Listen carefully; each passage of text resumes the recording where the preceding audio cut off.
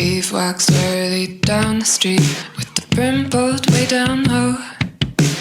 Ain't no sound but the sound of his feet. Machine guns ready to go. Are you ready? Are you ready for this? Are you hanging on the edge of your seat? Out of the doorway the bullets rip to the sound of the beat. Oh. Say there, stranger. Remember me? I'm the stranger who stalks your sanity. Now, the time has come for you and I to consider if self-love is the moral core of the adult child. And if it is, how is it so? To begin, I remind you that the way I am unfolding the program of the Great Recovery involves a number of interweaving factors, stating the basic principles of the movement, defining the basic insights, which I am going to call insights, and as well, eventually maybe, there will be incentives, that is to say, actions to undertake consistent with being part of the Great Recovery. It's important to know that recovery was not a recruiting movement. One never recruited anyone else to the movement.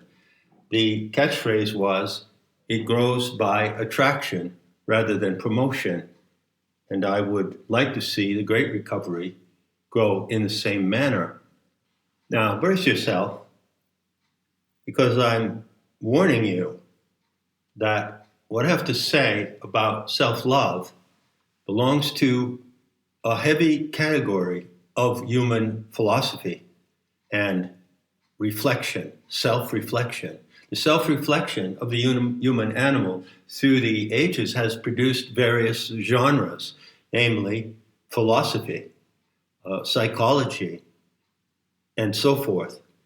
And the genre that applies here is moral ideology. So when I say that self-love is the moral core of the adult child, that is a proposition of moral ideology. And it is one of several, not many, maybe 4 or 5 essential propositions that provide the building blocks for the Great Recovery. Another one is racial ideology. So both moral and racial ideology are inherent to this program, if you want to call it a program. Am I programming you? I wish not. My intention, as you know by now, is to educate you. Education means literally to draw forth what is innate. And the difference between educating the public and programming the public is that genuine education is always open and transparent, completely open and transparent, whereas programming always requires that the programmers pretend to do something other than what they are actually doing. They hide their motives. So that's the difference. You know my motives. I'm open and transparent about the way that I deliver. So there. Now it's fair to say that the genre of moral ideology interfaces, in some respect, with the realm of belief. So I put to you this question. Do you believe that self-love is innate to the human animal? Do you believe that you innately possess self-love? Is it something you are born with, or do you in some way acquire it in the course of life? Such is the leading question. There have been, of course, many debates about this issue through history, especially, let's just say, in the Western world, in Western culture and civilization. If you went to look elsewhere, such as ancient China, modern China, or if you went to the Aboriginal culture of Australia, or to the cultures of the many tribes of the Native Americans, you would find that there are different beliefs about the innateness of self-love. However, interestingly, you will find that in those discussions, such as Rousseau's famous proposition in the Enlightenment about the noble savage and the assumption of the essential goodness of human nature, that the debates use the term essential goodness and not the term self-love. And I defy you to go into any text or any philosophical discussion regarding the essential components of human nature and find the word self-love included. It is not included. The inclusion of self-love into these discussions right now, right here, is an outstanding mark of the great recovery. You and I are really trailblazing a new view of human nature by including the factor of self-love in the discussions of what is innate to human nature. I understand, I picked up on a few videos from supposed elders of Native American tribes, I think particularly a Navajo, and he stated that the Navajo believed that human animals are essentially evil. So there are many different beliefs about the innate properties, the innate attributes of the human species. I can tell you out front that I believe, take it as a proposition of belief, that self-love is innate to the human animal. And I also believe that the capacity for goodness in the human animal is linked or geared to self-love. Hence, you cannot fully, adequately, or accurately discuss the one without discussing the other. It's worth repeating that those who entered those rooms back in the 90s, at the peak of the recovery movement in the United States, relied strongly on a single text, The Drama of the Gifted Child by Alice Miller. And this text contains a proposition of moral ideology framed in psychological terms. Let me reprise for you exactly what Alice Miller said. She said that the capacity for self-love is innate in every human child from the moment of birth. The capacity.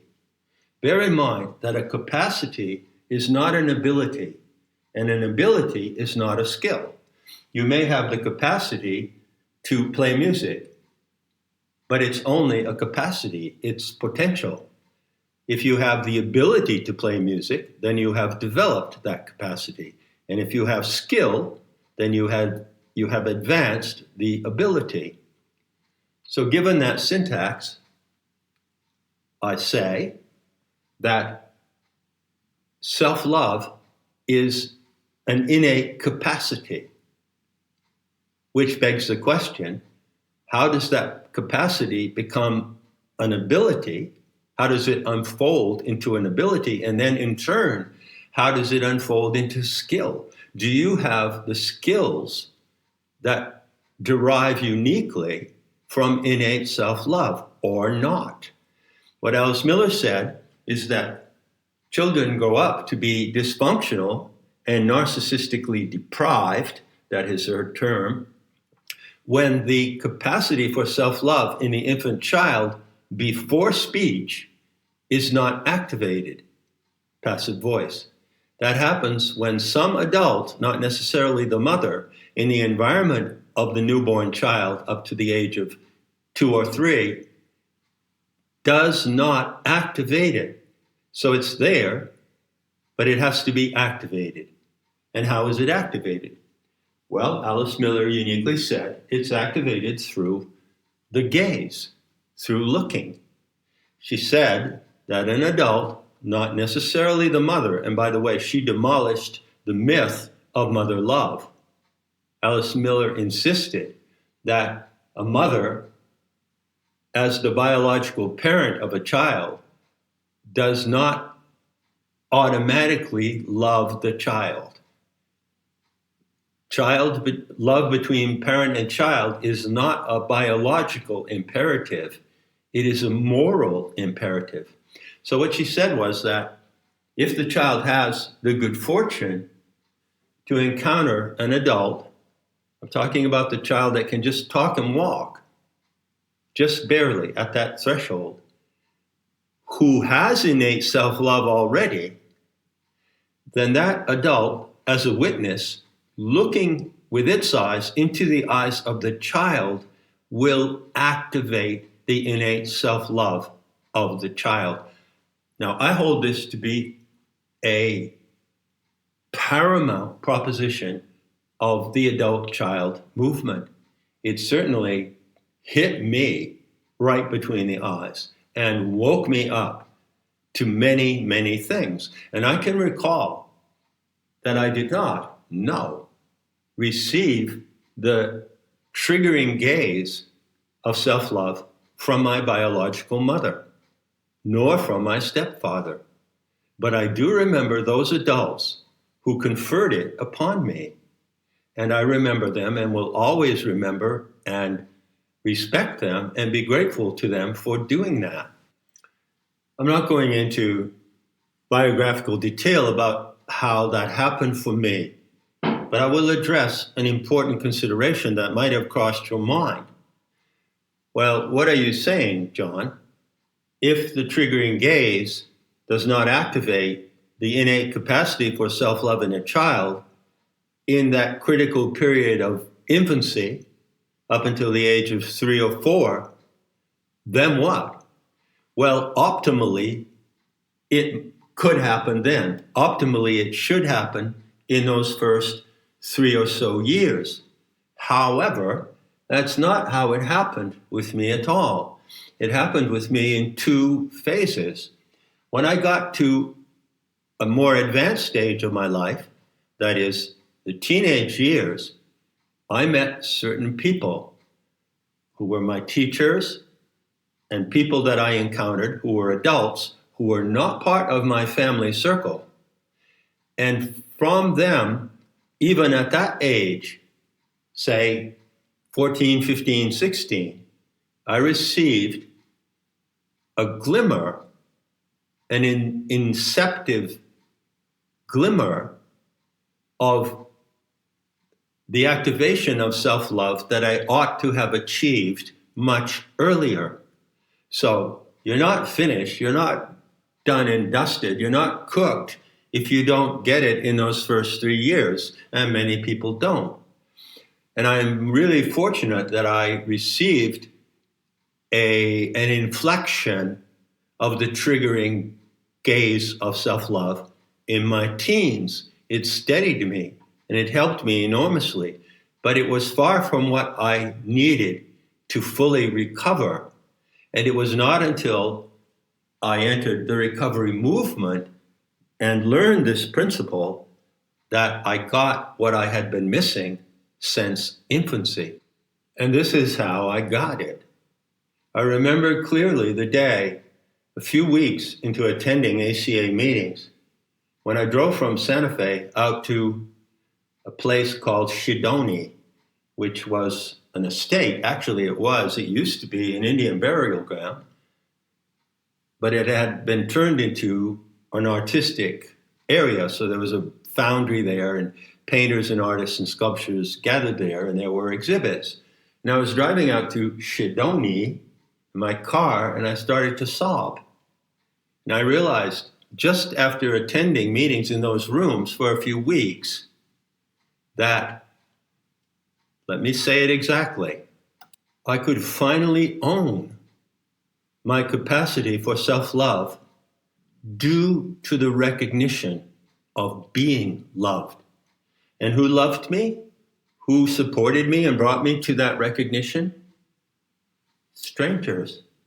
people that I didn't even know, people who sat with me anonymously in those rooms. Now, if you reflect on that little proposition and go back and review it and savor those exact words, you will see that there is a universal message in that. And the message is, the implication is, that if you do not own your innate capacity for self-love, you cannot genuinely either love anyone else or accept being loved by them. But there's an ironic twist, because it's through the loving gaze of others that you do own and activate your innate self-love. It's a precarious proposition. So anyone you meet who has their innate self-love up and running, by looking at you, just looking at you, can activate the same in you. This is a beautiful proposition. It's tender, it's precarious, and it is also brutally correct and brutally strong. It is like a brutal law of survival for the human animal, as much as any law of survival you see enacted by species out there in the prey-predator theater of nature. So far, so good, perhaps. Now, in closing, I'm going to hit you with another powerful proposition. Why is self-love the moral core of the human animal? What do I mean by that statement? What I intend to get across to you there is that there is a living, palpitating, protoplasmic core of your physical existence at whatever age you live. You might be 16, you might be 26, you might be 76. And in all those cases, the child that you were still lives. You are not simply an adult who became a child. You are a child who is perpetually becoming an adult.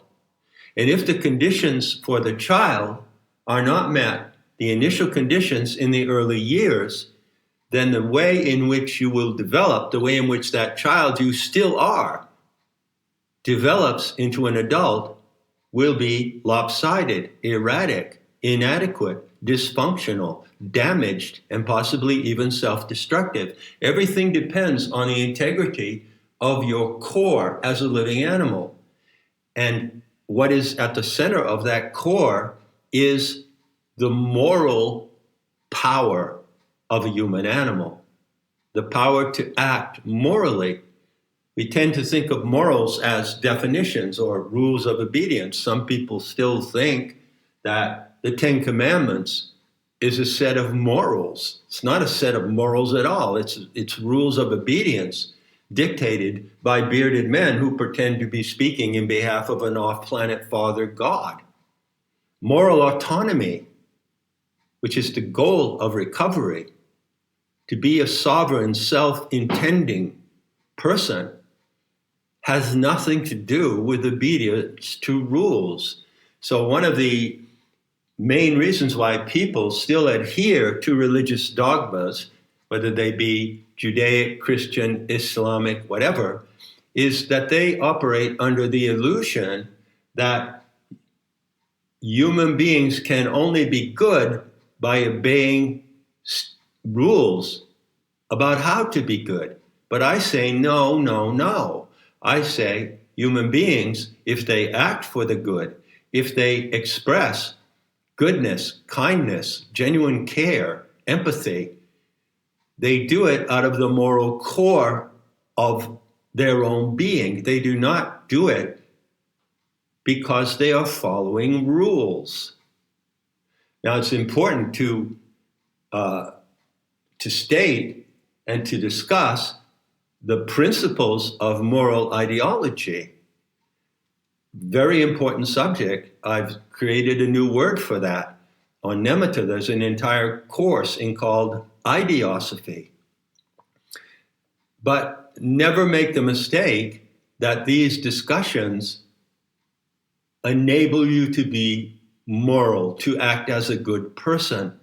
What enables you to do that is your moral core. It is the protoplasm of the living child in you. You are not an adult who used to be a child. You are a child who continues to be an adult. That is a fundamental proposition of the Great Recovery and of the recovery movement founded on the work of Alice Miller and others. Now, I have some things to say in the next talk, complementary to this one, about the stages of emergence of the core self in the child, the living biological protoplasmic entity of the child. In doing so, I can outline 5 clear stages or phases of emergence of the moral core of who you are. And I maintain strongly that knowing those 5 stages is essential. It's essential education, primary education for participation in the Great Recovery. So that's it. And remember, as always, the invitation is open to meet me in the beauty that kills.